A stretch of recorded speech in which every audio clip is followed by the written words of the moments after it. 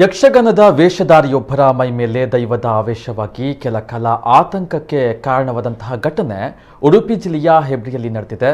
ಹೆಬ್ರಿ ಸಮೀಪದ ಬೆಬ್ತೆ ಎಂಬಲ್ಲಿ ಮಡಮಕ್ಕಿ ಮೇಳದವರಿಂದ ಶ್ರೀ ಕ್ಷೇತ್ರ ಮಡಮಕ್ಕಿ ಕ್ಷೇತ್ರ ಮಹಾತ್ಮೆ ಎಂಬ ಯಕ್ಷಗಾನ ಪ್ರಸಂಗ ನಡೀತಾ ಇತ್ತು.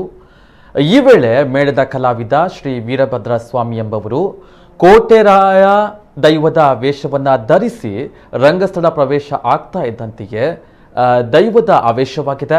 10 ನಿಮಿಷದವರೆಗೆ ಪ್ರೇಕ್ಷಕರು ಪಾತ್ರಧಾರಿಯನ್ನ ಹಿಡಿದುಕೊಂಡ್ರು. ಆವೇಶ ನಿಲ್ಲಲಿಲ್ಲ. ಕೊನೆಗೆ ಚೌಕಿಯಿಂದ ದೇವರ ತೀರ್ಥವನ್ನು ತಂದು ಪ್ರೋಕ್ಷಣೆಯನ್ನ ಮಾಡಿದಾಗ ಕಲಾವಿದ ಮೊದಲ ಸ್ಥಿತಿಗೆ ಬಂದಿದ್ದಾರೆ. ಘಟನೆಯನ್ನ ಪ್ರೇಕ್ಷಕರೊಬ್ಬರು ಮೊಬೈಲ್ನಲ್ಲಿ ಸೆರೆ ಹಿಡಿದಿದ್ದು ಸದ್ಯ ವಿಡಿಯೋ ಸಾಮಾಜಿಕ ಜಾಲತಾಣದಲ್ಲಿ ಭಾರಿ ವೈರಲ್ ಆಗಿದೆ.